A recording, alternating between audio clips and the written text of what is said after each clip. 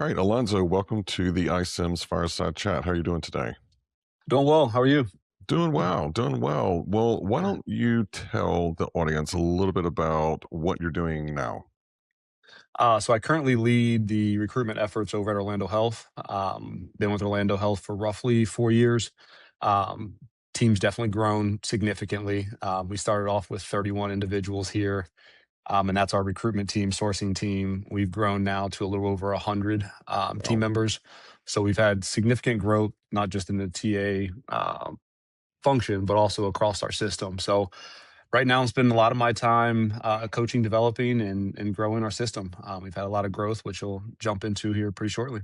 Yeah, yeah. So let's just kind of dive right in because one of the reasons I Yeah. want to have you on, you and I were talking about just recruiting in healthcare. You know how challenging it is.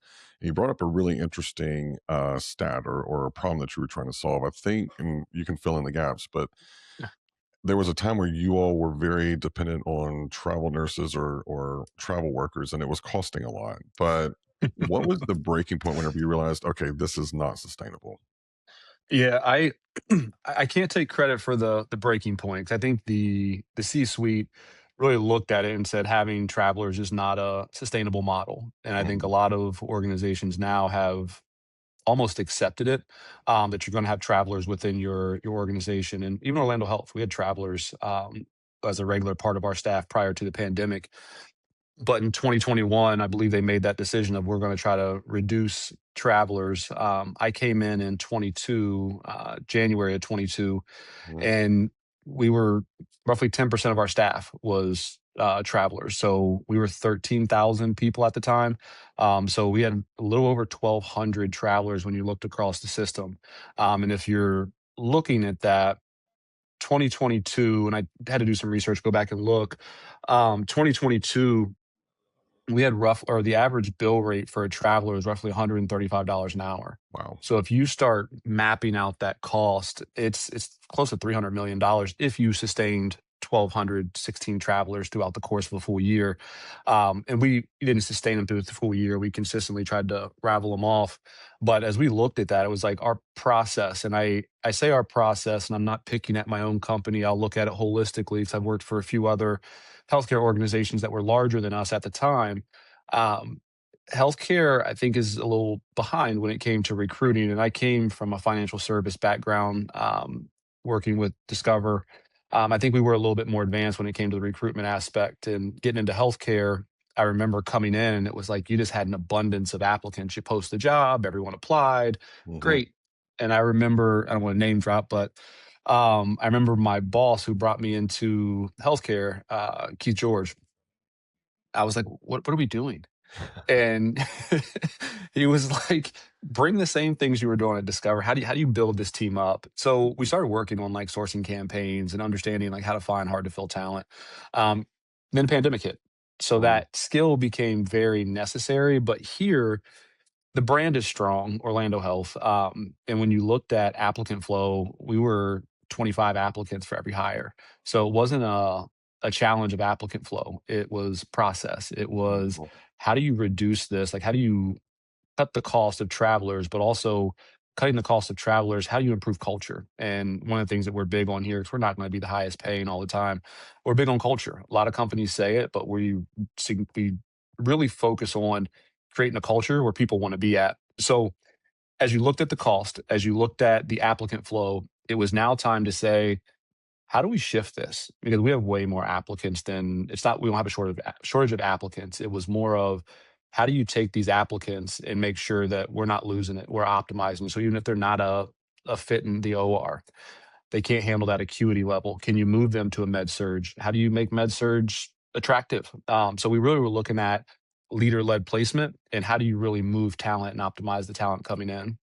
And it was really interesting because in the conversation you mentioned that you're sitting in Orlando, which is not a very hard place to recruit people to relocate to.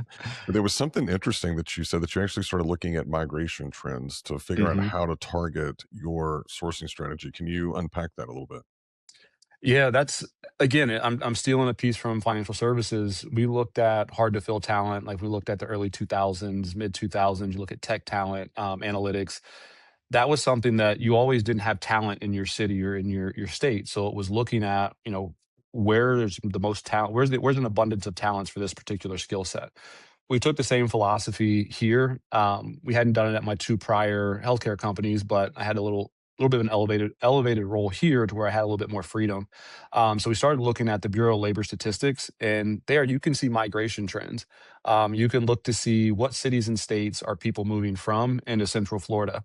So as we started looking at those cities and states, and with that, we were initially, and it's changed because we still look at it now, but initially it was Texas, Georgia, Ohio, Pennsylvania, New Jersey, and New York. So what we started doing is working with our marketing team and creating marketing campaigns or out-of-state marketing campaigns to target specific cities in those states. And then from a recruitment perspective, we started mapping hospitals. So with our sourcing team, myself, some of our leaders, we started looking at what are the largest hospitals, where are we seeing our biggest challenges, and at that point it was nursing. So we started targeting the largest hospitals that had the highest star ratings. And then now it's evolved a little bit to where now we're looking at allied health and we're offering, or not just marketing in those areas, but offering relocation. Um, Again, we focus on culture. Like, you got to want to be here. It Right. sounds cliche, but we really dig into that. And I think we're not a company you're going to see sign on bonuses. You can look at our sites here in Florida. You can look at our sites in Alabama. It's not something we're offering. So even from a relocation perspective, we're selling what we are, and it's not for everybody, but it's pretty attractive. So we offer relocation to individuals, and that again, we're paying for them to move here, but really focused on where's an abundance of talent, and what's going to be attractive to them here. The other piece is we've matured. I'll say we started looking at what are individuals looking for. So if it's allied health, if it's nursing, if we're saying the dollar is what matters, we're creating slogans and campaigns that are focused on your cost of living. So what cities and states have a higher cost of living, and yes, you're making a higher wage, but when you move to an Alabama or a Florida, um, where can we make your dollar go further? So we really did a lot of research, market analysis to better understand with the tools that we have, how do we become more attractive and bring people that want to be here? So how did you sell this idea to your team? Because I mean, you mentioned that, to me, whenever you were kind of describing your team, I could almost see their mindset. I mean, this forcing strategy is way out there. How did you get them to align to it? Yeah, I think it's fun. Like, we've got scorecards. We really focus on, like, even now with my leadership team, it's focused on coaching. Like, Okay. we really look at, like, when it comes to messaging, a lot of groups look at the volume of messages that are sent, but we're really focused on the quality. I think if you're focused on consistency and quality, you're able to make your processes more scalable. So when it came to fun, we define winning, and I think it depend. You got to have the right people in your system. So when we're looking at making it fun. It's contests. There's awards every month in our staffing meeting, whether it's a sourcing superstar, your MVP, your utility, your most improved player. Like, we're making it fun. Mhm. But I think it's also showing people, because I think about, I'm laughing because I'm looking at the table in my office, we would like create videos of me role playing. Like, I'm gonna do it too. So we're getting in and making it fun to where people are buying in so you can see it working prior to you doing it. Now you have Right. your early adopters that jump in and they're Mhm. gung ho, and that's super helpful. But I think it was more relating to my team and getting in the weeds with them so that they could see, like, hey, this works, and then celebrate their wins. I think that's big, and that's our culture. I love that. And how did you determine, you mentioned that you really focused on not the volume of messages, but the quality of the Mhm. messages. How do you define Yeah. quality of message? Yeah, we're looking at response rates. Response rates are big, and even from how many contacts we're giving or how we're using contacts, we're really looking at response rates. And we're not super big on tech. We've got some opportunities there, but using some of the AI functionality we have available to us. So as we start thinking about a chat GPT, a copilot, some of the more common language models, you can change your persona there. And I think a lot Mhm. of people haven't done, I don't want to say the research, but you can do some high level research and understand how to use some of the AI tools more effectively. So even teaching the team, if you're targeting talent in Ohio, how are you changing that message? Say you're a recruiter in Florida trying to sell this package or this brand to a nurse, specific what type of nurse you're looking for in this area. And we've seen a lot of success. And I think when you look at some of the tools that we use, um, Indeed's a big one. But I think when you think about Indeed, a lot of companies are using the AI functionality through Indeed. We didn't have as much success with that, so we've went outside of that, and we've had them on site a few times asking, "What are you guys doing different? How are your response rates 20, 25%?" And, I don't know, I'm an athlete. I have no problem sharing best practices. I think whoever executes the best is gonna win, so we share that.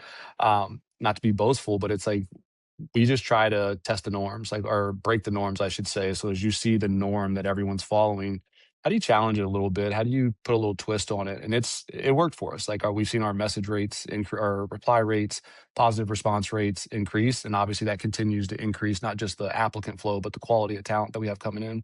Yeah, it's funny. A couple of years ago, I remember LinkedIn was really trying to sell the messaging, and they go, "All the recruiters are using that." And I remember telling my rep, "That's not the way to get me to buy something. Because if everybody's doing this over here, I want to look at what are they not doing, because that's what's going to get a candidate to respond." Yes. Yeah. So, LinkedIn is. Oh, go ahead. I'm sorry. no, no, no, no. Go ahead. Don't get me started on LinkedIn. Don't get me started. We will blow past the 20 minutes in the fireside chat, but I do want to kind of get into, because this was a very successful campaign. I believe you all are growing. I mean, you're like what, 4 times the size? I mean, you've got a pretty substantial growth rate. Yeah, it can be overwhelming at times. We went from, and the numbers I just presented to our nursing group last week or 2 weeks ago, we had 13,090 people in January of 22. And that's when I got here. Okay. Um, 2 weeks ago, we were at a little over 43,000. So as Whoa. you think about, yeah, it's tough. And I think that's why I think process is so important, like the scalability of like making your processes scalable, because as you start looking at what we had talked about earlier, post and pray, maybe the right person comes in. You don't have control of the talent, you don't control the quality, you don't have control of the process. So it's tough to say if you go into a new market, this is what you need to do. So we had a lot of work around process, but to talk a little bit about the growth, we bought 3 hospitals on the east coast of Florida, Melbourne, Rockledge, Sebastian River. And then we also bought a medical group or a medical practice, large medical practice, Florida Medical Clinic on the west side of Florida. And then our larger acquisitions more recently, we bought 5 hospitals in Alabama, which is our first time expanding out of the state of Florida. And obviously, that's going to be something that we continue to grow. But having the processes, and I think some of the rigor that we've put in around process was helpful in helping us scale. But yeah, we went from a little over 13,000 to over 43,000 in a 4-year clip. That's remarkable, especially in the industry that you're in, because I look at the data, I look at the healthcare data, and Yeah. Yeah. it's not easy recruiting in healthcare. I don't think it ever has been, but I think it's becoming increasingly tough, at least just outside looking in, just looking at the data. Yeah, for sure. It's super challenging. I think you made a point earlier around Orlando, and it's an attractive place. Mhm. It's easier to get talent here, and I think when you look at the Alabama market and you start to see, does your strategy work? I think we've been tested a little bit, but we've been able, even when you look at Alabama, we went from over 500 travelers to a little over a year. We're down to about 170. So Oh, we're wow. making significant progress with some of the same strategies that we originally implemented here that have been pretty effective. Well, as you well know, I grew up in Alabama. You couldn't pay me a sum of money to relocate back there. That that is not an attractive market for me. But are you using or planning to use like a CRM, like a candidate relationship management system? Yeah, we actually we use our ATS right now. Obviously, is ICIMS, and that's one of the things. It's a big opportunity for us. We're looking at your CXM right now, some of the AI capabilities, but even the candidate engagement piece of it, because Mhm. you talk about the growth. This isn't all just acquisitions. I talked through what we acquired, but we're also building hospitals. Like we have a fairly large hospital that it will open up at a little over 300 beds, will grow to 500 beds Wow. in Polk County. We've got another hospital. will also open in July with Wiregrass Ranch, which a little over 125 beds. We've got two more hospitals that'll be coming in 27 and 28. So as you start thinking about that, you can't fill a hospital the week before it starts. So Right. it's a lot of planning. And I think as we saw some gaps in our ability to engage and kind of triage candidates with our larger hospital that we're building now. We started attracting candidates last August, and before we were even making offers, we had over 7,000 applicants. Wow. So as you start thinking about managing 7,000 applicants as unique experiences, that's very challenging to do without a CRM. It's very Mhm. manual. It takes away from recruiters being able to attract hard to fill talent. So we know that as we continue to grow, our technology has to change and improve and grow with us. So obviously, we've had a lot of conversation with ICIMS and looking at the CXM that you guys have because that's what we need in our toolkit if we're going to continue to grow as we are now. Yeah, and especially, we just released our sourcing agent, which, whenever Hmm. I hear sourcing, I always think outbound. And whenever I Hmm. realized, it's like, oh, this is actually looking into the candidate base that you already have. Something I wish Yeah. we would have had whenever I was still a practitioner, because trying to use a Boolean search in most ATS just doesn't work. So having that, Yeah. kind of that sourcing assistant in there looking in and recultivating some of your talent, I think is a pretty wise investment. So I want to give you a mic drop moment. So Okay. give some advice to a TA leader, CHRO, or even C-suite, and they're facing rising labor costs, a very constricting market, and a very high demand for getting roles filled. What's your mic drop moment of advice for them?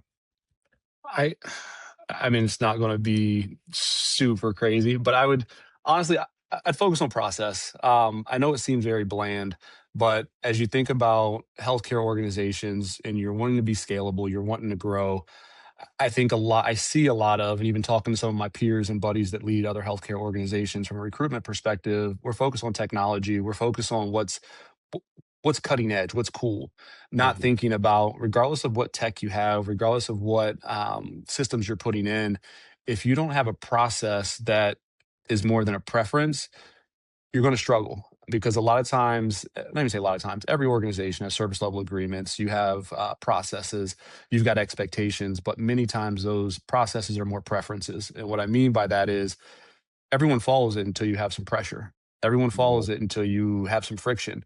And then, depending on the title or the person, we go with their preference. And only thing that does, it really just creates variability.